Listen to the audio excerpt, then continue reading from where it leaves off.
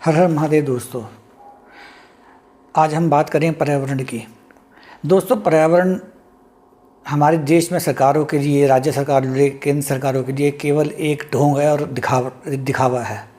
एक पेड़ माँ के नाम की योजना मोदी जी ने चलाई है, लेकिन हज़ारों किलोमीटर जो पेड़ कट रहे हैं, जंगल कट रहे हैं, उसकी कोई सुनवाई नहीं हो रही।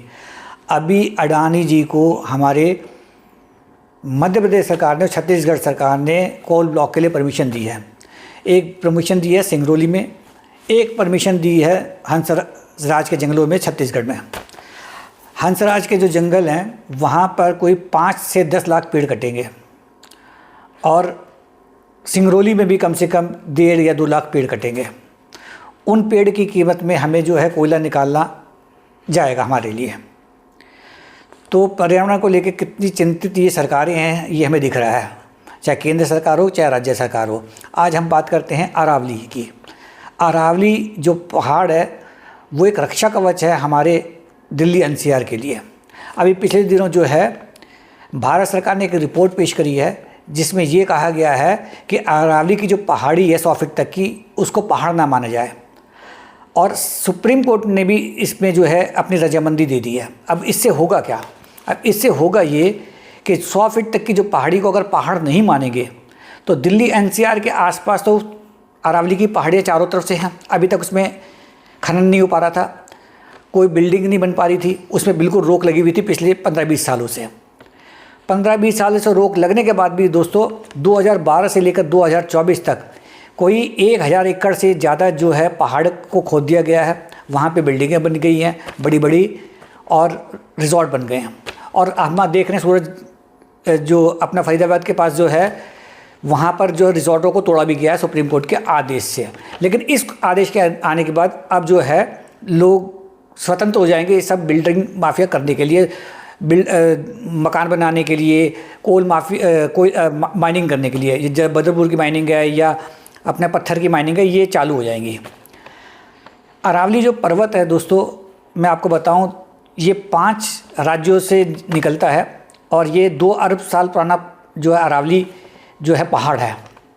इसकी लंबाई जो है 692 किलोमीटर है और इसकी जो ये गुजरात से चालू होता है और दिल्ली में जाके ख़त्म होता है। उसकी जो सबसे ऊंची चोटी है 1722 फीट है, वो आबू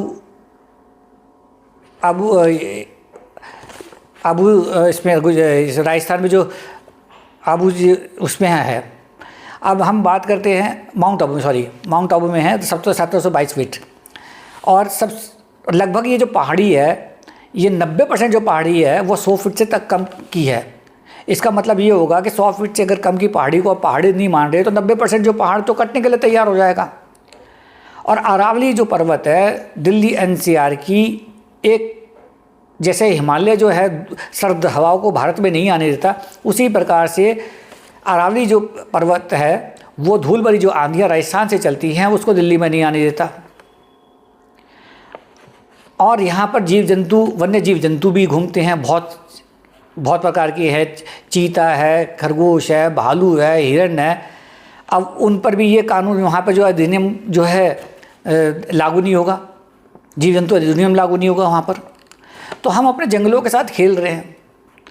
सरकार पूरी छूट दे रही है कि आप जो है पूरे जंगल तबाह करो, पूरे जो है पहाड़ तोड़ दो। तो पहाड़ों और जंगलों की बुनियाद पे जो विकास हो रहा है वो कहाँ तक दोस्तों उचित है? ये तो बहुत ही गलत बात हो रही है कि हम लोग अपने विकास के लिए हम पहाड़ों को उजाड़ रहे हैं, जंगलों को उजाड़ रहे हैं। अभी कल ही जो है मध्य प्रदेश में एक शेर जो है जंगल में भूखा मर गया, उसको खाना नहीं मिला।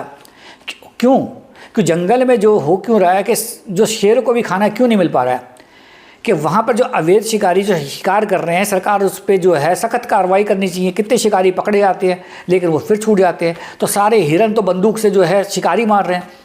जब शिकारी हिरणों को मार देंगे या अन्य जो जीव है जिसको शेर शिकार करता है उनको मार देंगे तो शेरों के लिए खाना कहाँ से आएगा? कितनी मतलब दयनीय बात है कि एक शेर जो है भोपाल के जंगलों के आसपास वो मर जाता है राता पानी के जंगलों में कि उसको खाना नहीं मिला। और वन के जो अधिकारी हैं उनको की भी नेगलेंसी रही है कि उनको ये कैसे नहीं पता लगा, जबकि सबकी ट्रैकिंग होती है, सब कैमरे लगे हुए हैं कि वो शेर कहाँ है। पिछले एक महीने से, वो 1 महीने से 15-20 दिन से भूखा था, उसे भोजन नहीं मिला, तो वो इतना कमज़ोर और दुर्बल हो गया कि जब तक वहाँ पे गए हैं वन विभाग वाले, वो मर गया है। तो सरकारें जो वन के साथ जो कर रही है वो बहुत गलत कर रही हैं, और अरावली के साथ जो हो रहा है वो बहुत ही गलत हो रहा है। अरावली जो पर्वत है, आप ये देखिए दोस्तों, मैं आपको बताऊं कि अरावली जो धौला कुआं है, आपका जो संसद भवन है, राष्ट्रपति भवन है, वो अरावली पर्वतमाला में ही है। आपका करोल बाग, आनंद पर्वत, पूरा गुड़गांव, पूरा फरीदाबाद, ये सब अरावली पर्वत श्रृंखला के उसमें आता है। तो अब आप ये देखिए कि दिल्ली का जो किशनगढ़ इलाका है, छतरपुरा, वहाँ पे ऑलरेडी अवैध कब्जे हो चुके हैं। जो बिल्डर माफिया वहाँ पे आज भी कब्जे कर रहा है, सरकार मूक दर्शक बन के देख रही है। आप अगर मेट्रो में चलो, जो कनॉट प्लेस की जो मेट्रो जो जाती है कुतुब मीनार तक, आप लेफ्ट एंड राइट देखते हुए चलो, कुतुब मीनार के आसपास पूरे कब्जे हो रहे हैं, लेकिन कोई सरकार जो है इन माफियाओं पर कंट्रोल नहीं करती। सुप्रीम कोर्ट का जो है निर्देश देखती है कि सुप्रीम कोर्ट क्या बोलेगा। अरे तुम भी तो कुछ आगे बढ़कर कुछ आदेश दो। अब पर्यावरण मंत्री जो हैं हमारे भूपेंद्र यादव जी हैं, बहुत बड़े वकील हैं, और राष्ट्रीय अध्यक्ष के लिए उनका नाम चल रहा है भारतीय जनता पार्टी में। मुझे तो लगता था कि वो बहुत ज़्यादा सेंसिटिव रहेंगे पर्यावरण को लेकर, लेकिन जिस प्रकार की अर्जी जो लगाई गई है सुप्रीम कोर्ट में अरावली को लेके, तो इससे तो ये लग रहा है कि कहीं ना कुछ दाल में कुछ काला है, कि बिल्डर माफिया को खूब छूट देने के लिए आपने जो है पर्यावरण मंत्रालय ने जो है ये रिट लगाई है, ये अर्जी लगाई है कि भाई जो पहाड़ी को पहाड़ ना माना जाए, जिससे कि रास्ते सारे खुल जाए बिल्डरों के, क्योंकि वहाँ पे गुड़गांव में एक फ्लैट जो है 5-5, 10-10 करोड़ रुपए का जाता है। और वैसे ही इतना ज़्यादा गुड़गांव के आसपास जो है शहर बन चुका है कि रहना मुश्किल है। दिल्ली तक जो है जाम की स्थिति लग रही है। कहाँ से तो इतना पानी आएगा लोगों के रहने के लिए। अगर अरावली को छूट दे दी और बिल्डरों को आपने बुलवा लिया, तो आप मानिए कि लोगों को पानी कहाँ से मिलेगा। पानी की वैसे ही कमी चल रही है दिल्ली और दिल्ली के आसपास। तो दोस्तों, कम से कम हम अपना विरोध दर्ज करें और सरकार को अवगत कराएं। हम अपना कहीं ना कहीं किसी भी सोशल मीडिया से, प्लेटफॉर्म से हम ज़रूर बोलें कि भाई ये अरावली की जो पहाड़ी है उसको आप पहाड़ मानने से इनकार कर रहे हो 100 फीट तक की, ये बहुत गलत बात है।